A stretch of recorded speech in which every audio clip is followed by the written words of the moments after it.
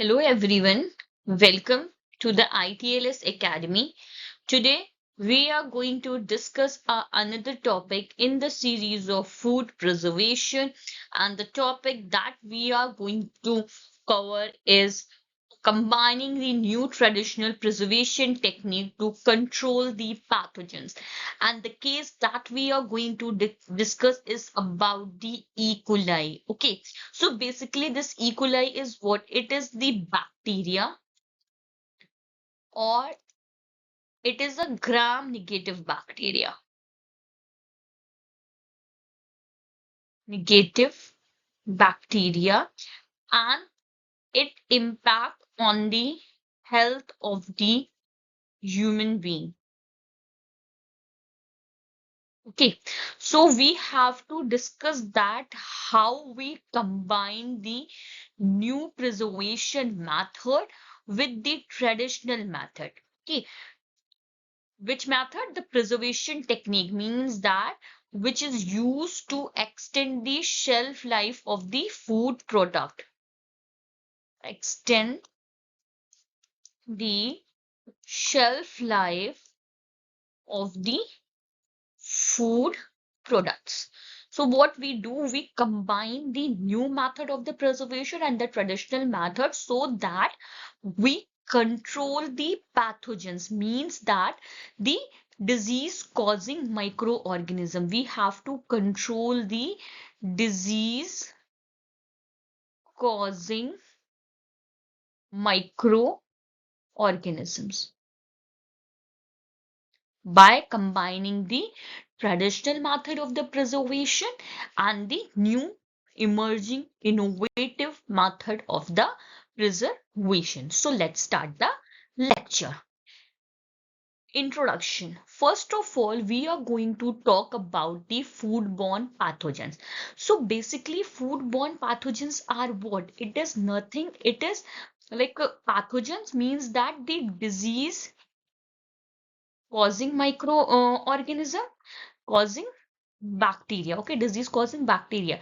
Now foodborne means that the disease or the microorganisms which occur on a food product. Foodborne pathogen means that the bacteria which cause contamination into the food products.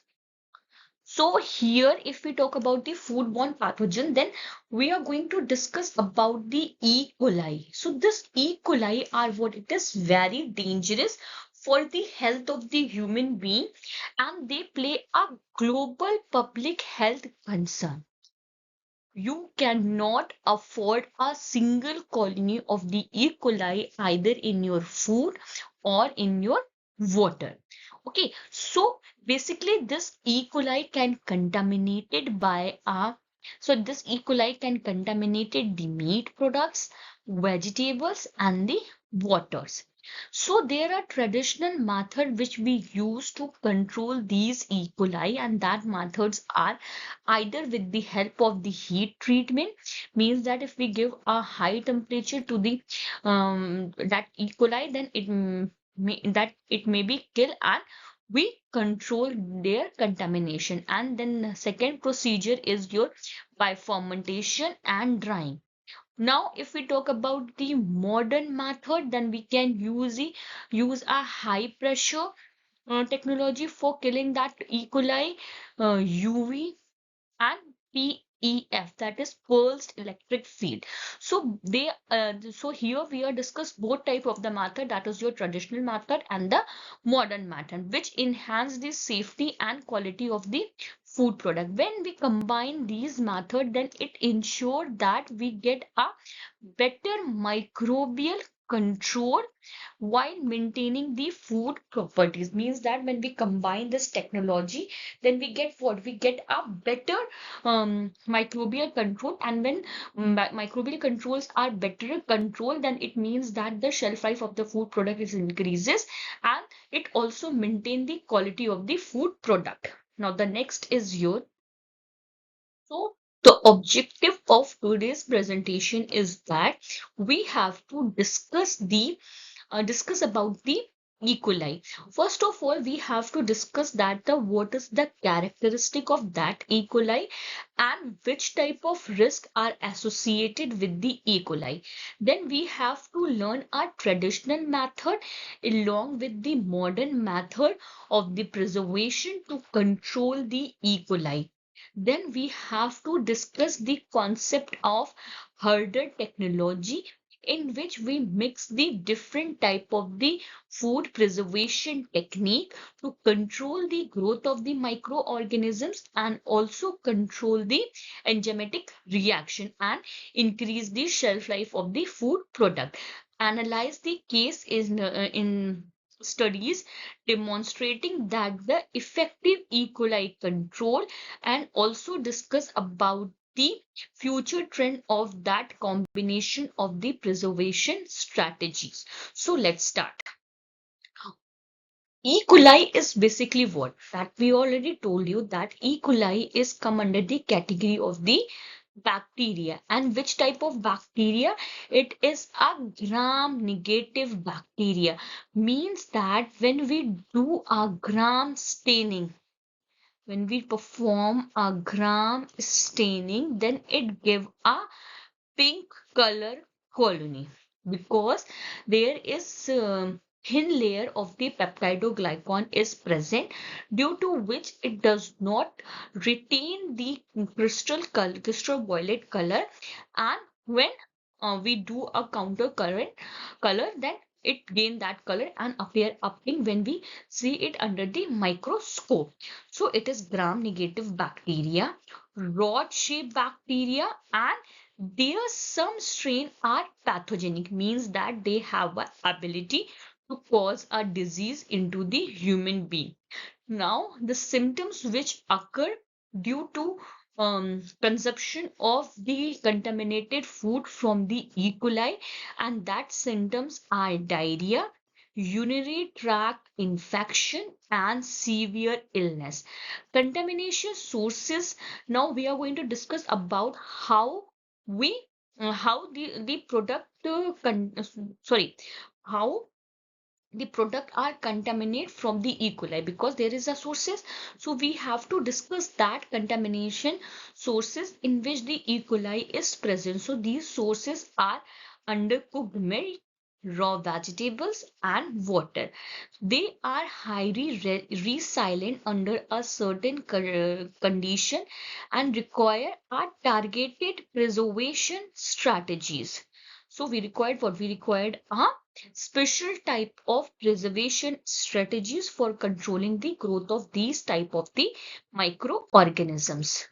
Now, importance of the controlling of E. coli means that why it is important to control that E. coli. So first of all, that thing is that it is very essential to control these E. coli because it causes a major health effect. So we have to protect the consumer health. The first reason is that the protection of the consumer health and prevent of outbreak. Suppose that there is a food industry who manufactured the frozen chicken.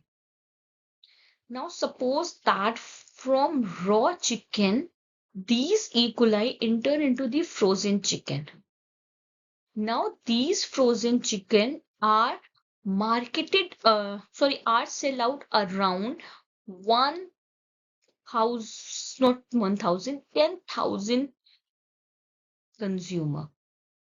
Now these 10,000 consumer consume the contaminated frozen chicken, and that contamination is occur from that E. coli.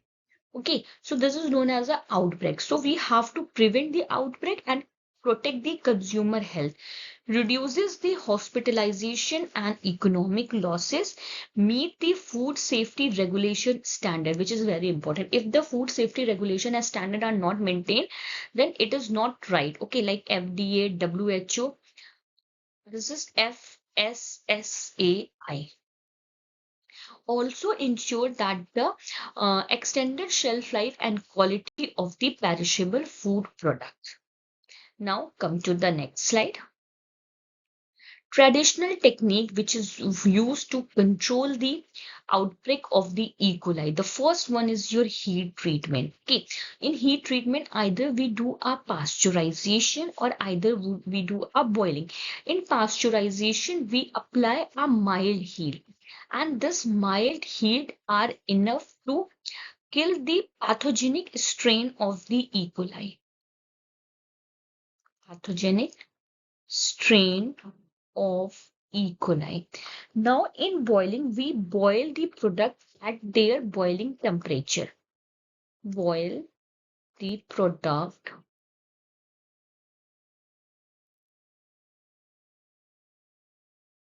at their boiling temperature, due to which that E. coli is eliminated. Next is your fermentation method. In fermentation method, lactic acid production take place, and due to that production, the reduction of this E. coli take place. Salting reduces the water availability, and ultimately the growth of microorganisms is controlled. Drying lower the water activity. Cold storage slow down the microbial growth. Pros widely accessible, effective in many cases. Cons may affect the food traits, nutrient, and sensory quality of the food product. Now, the first treatment is your heat treatment, which is used to denature the protein and also disturb the cell membrane of the microorganisms. See, there is two things responsible for the spoilage of the food product, that is your protein and the microorganisms. Now, what we do when we apply the heat treatment? Okay, so this denaturation of the protein take place, due to which the enzyme activity is reduces. Enzyme activity is reduces. Okay, when the enzyme activity is reduces, the preservation of the food product take place. Then next category is you disturb the cell membrane of the microorganisms. Now the cell membrane, when it is disturbed, the microorganisms is killed. And then example is milk pasteurization, which is done at 72 degrees Celsius for 15 seconds, and canning of vegetables and the sauces. Advantages: reliable pathogen control, limitation: high heat can reduces the nutritional content of the food product and also alter the flavor and texture of the food product. When the high heat is applied, then ultimately there is loss of nutritional content take place and also alter the flavor of the food product and texture of the food product. Fermentation is the another methods of the elimination of the E. coli. So here the production microorganisms present in a food product produces the low acid. Okay, because fermentation are done by the help of the microorganisms, and this microorganisms are known as a good or healthy microorganism. Okay, now they produces a lactic acid, due to which the pH is low down, and ultimately it inhibited the pathogenic growth of the microorganism. For example, yogurt, kimchi, and pickles. Advantages: it improves the taste of the product and provide the probiotics.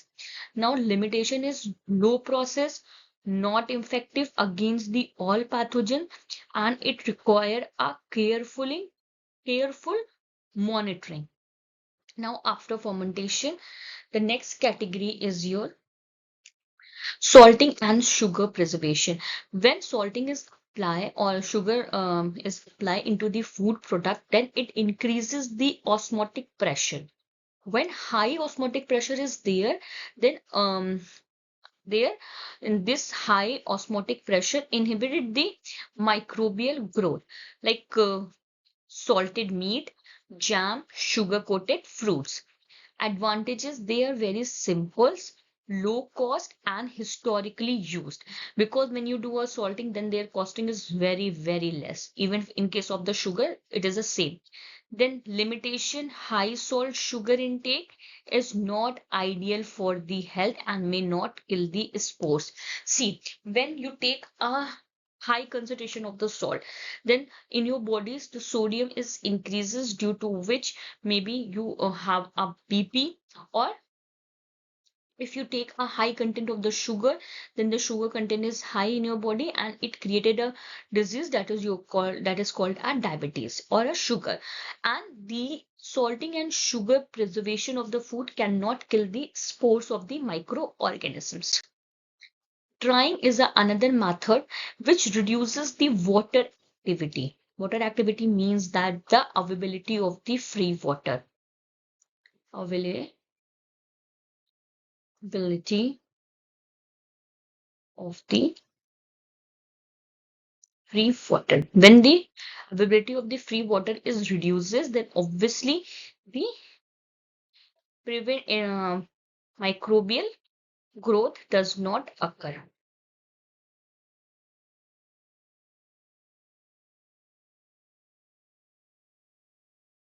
Okay.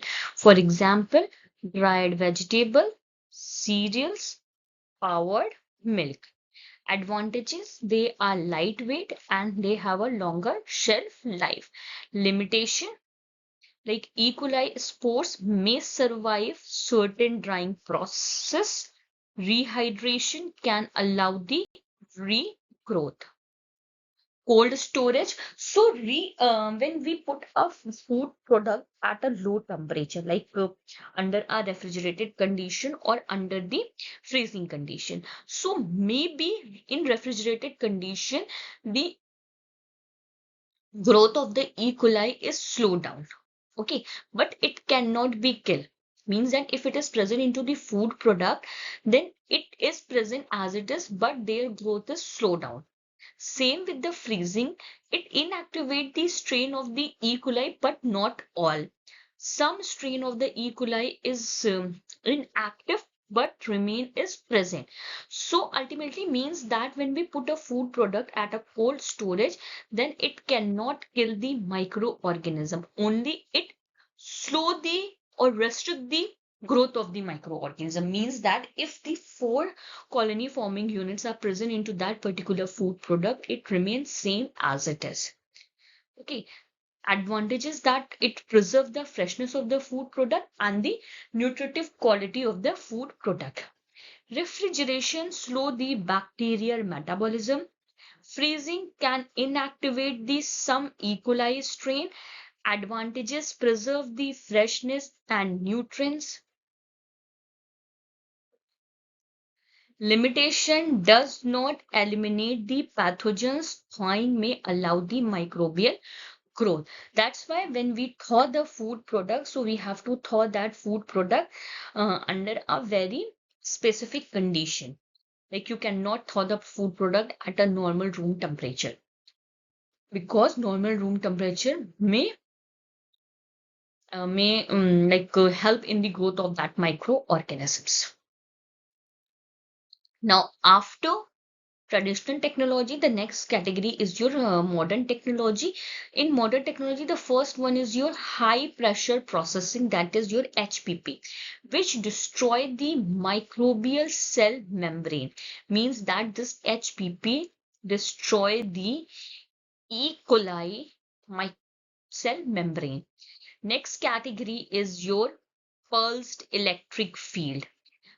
In pulse electric field, we uses our electric pulses, and these electric pulses ultimately disturb the cell of the E. coli. Next category is your ultraviolet light.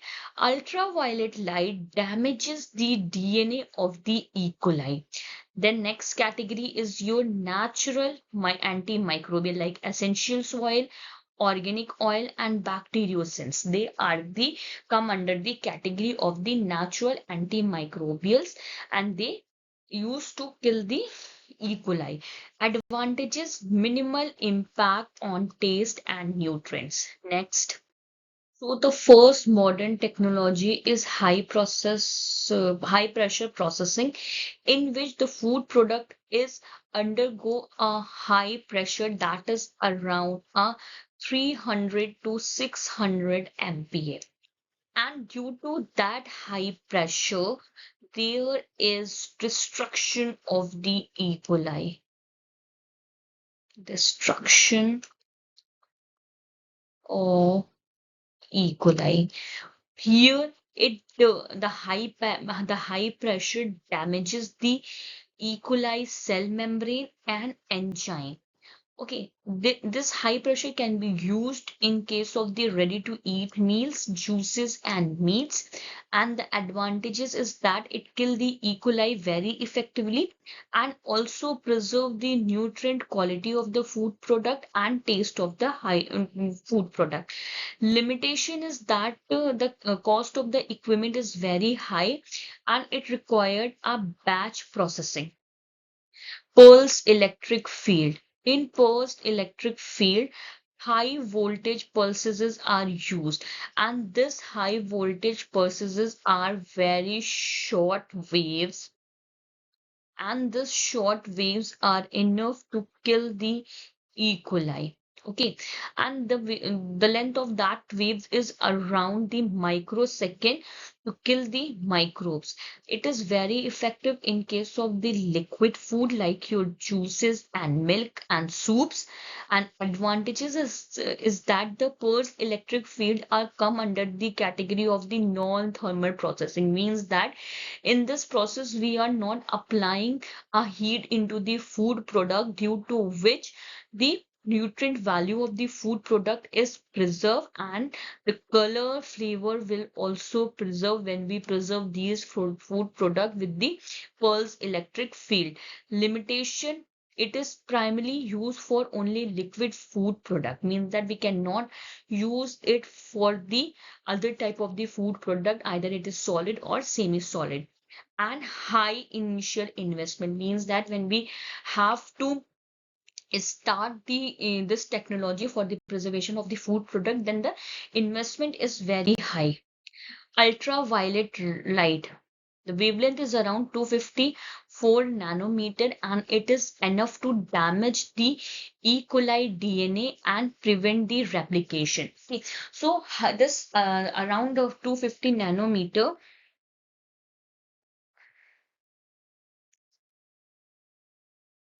around to this 250 nanometer wavelength are enough for this process, and it is used to in water treatment, surface sterilization, juice decontamination. Advantages, it is chemical free, minimal effect on the taste of the food products. It is limited penetration, shadow reduces the effectiveness. Natural antimicrobials. So the some example of that natural antimicrobials are bacteriocins, that is your niacin, and pediocins, organic acid like lactic acid and acetic acid, essential oil like oregano and thyme. They are come under the category of the natural antimicrobial. So they all are disrupt the cell membrane of the E. coli and inhibit the metabolism. Advantages, it is natural, safe, and consumer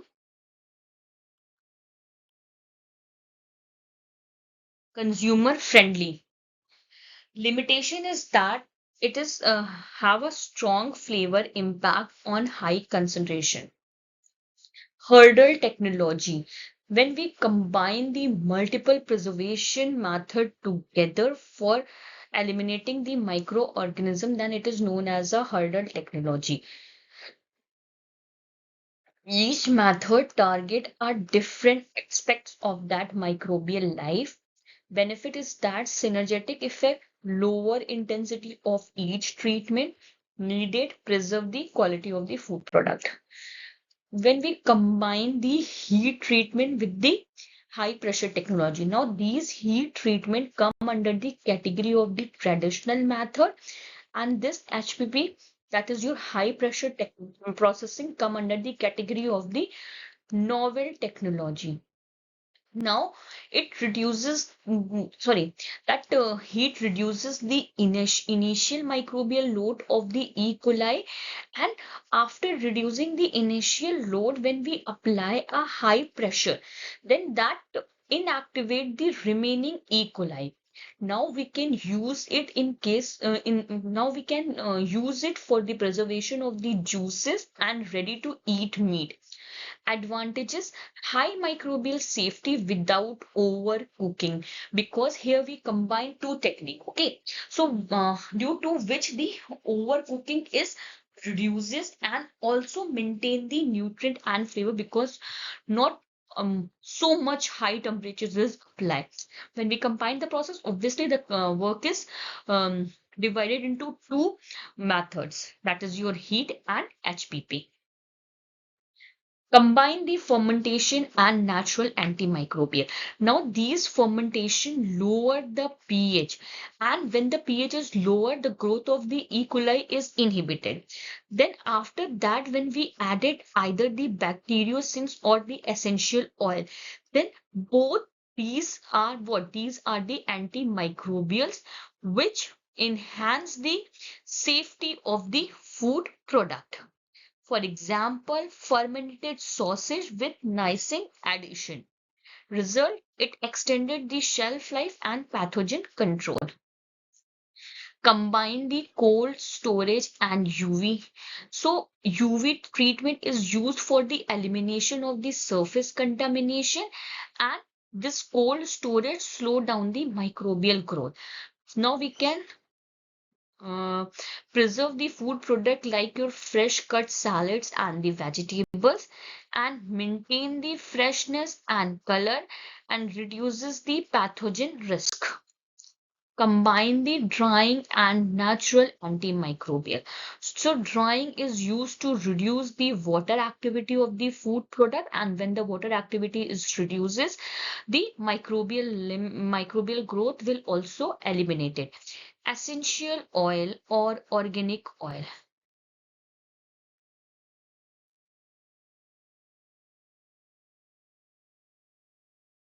Essential oil or organic oil is used to prevent the spore survival. For example, spices, dry fruit, which when it is treated with that citric acid, and outcome is that it is safer dry food with minimal chemical use. Now the next is your advantages of the combined technique. So it is synergetic microbial inactivation, also lower the intensity of the each method and reduces the sensory damage, improve the shelf life and safety, consumer friendly, and reduce the chemical use. Case study one, that is your juices. Here the process of pasteurization is combined with the high pressure technology and added a citric acid, and it give a result of reduction of the E. coli along 5 log, and it also maintain the taste, color, and vitamin content, demonstrate the synergy between the thermal and non-thermal methods. Second case study is about the meat product, in which we combine the three process, that is your fermentation, Niacin, and refrigeration. Niacin is antimicrobial. So, which give a result in a significant reduction of the E. coli strain 0157H7. Advantages is that improve the flavor and shelf life, and highlight the combination of the traditional and natural antimicrobial strategies. Third case study is about the fresh vegetable, in which we combine the process like UVC, cold storage, and organic acid wash, which give a result in a reduction of the E. coli contamination on that surfaces, and maintain the color, texture, and taste. Example, ready to eat salads. Challenges: optimization is required for each food product. Equipment and processing costs are very high. Regulatory approval for new additives or the technologies. Consumer perception and acceptance of that modern methods. Future trend: smart preservation using our sensors and lot for real-time microbial monitoring, edible antimicrobial coating on fresh produce, AI and predictive microbiology for designing the effective hurdle strategies, and that sustainable energy efficient that the preservation method. Key takeaway that combining the traditional and modern method provide a better E. coli control. Hurdle technology ensure that the safety with minimal quality. Tailored strategies are essential for different food type. Consumer safety, product quality, and regulatory compliance, which can be achieved simultaneously. References. So this is all about the today's lecture, which is about the combination of the traditional method and the novel technology for controlling the pathogenic microorganisms. And we discussed the case about the E. coli. I hope you will understand. But if you have any queries related to this, you are free to ask me in a comment box, or for further detail, you can follow the ITLS Academy on different platforms, that is Instagram, Facebook, Twitter, YouTube, WhatsApp, and LinkedIn, and subscribe our channel ITLS Academy on YouTube and get our app from a Google Play. You can also ask your query to the helpline number that are already mentioned in your slide, that is 7080833450. Visit our website, that is www.itlsacademy.com. Thank you for watching. Please like, share, and subscribe our channel.